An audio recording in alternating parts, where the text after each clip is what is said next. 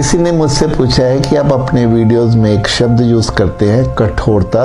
थोड़ा इसको एलैबोरेट कर दें, यानी इस पे थोड़ी विस्तार पर चर्चा कर दें। तो मेरा मानना है कि जब हमारे जीवन में हमारा अहंकार यानी हमारी ईगो बढ़ती चली जाती है तो हमारी कठोरता भी फिर वैसे ही बढ़ती चली जाती है। जहाँ हमें लगता है कि अब मेरे पास बहुत पावर है, चाहे वो धन की है या पद की है या प्रतिष्ठा की है, या हमें लगता है कि मुझे जीवन में बहुत अनुभव है, मुझे बहुत समझ है, जहाँ हम अपने दिमाग पर भरोसा करके चलते हैं तब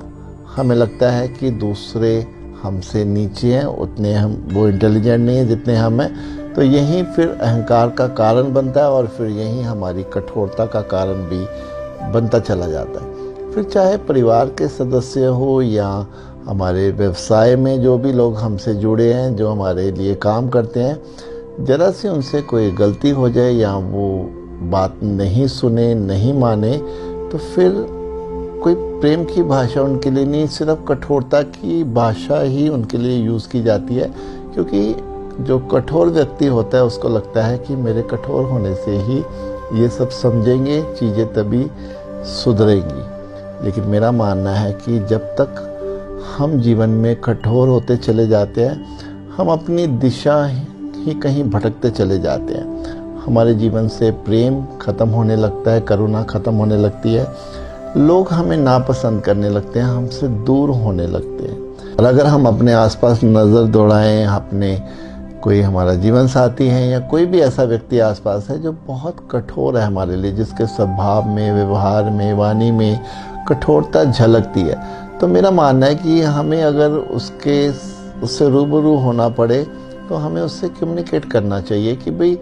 वो जो भी शब्द बोलता है, जैसा भी उसका व्यवहार है, वो दूसरों को ठेस पहुंचाता है, तो उसे ऐसा नहीं करना चाहिए। और मेरा मानना है कि अगर फिर भी उसका हल नहीं निकले तो कई बार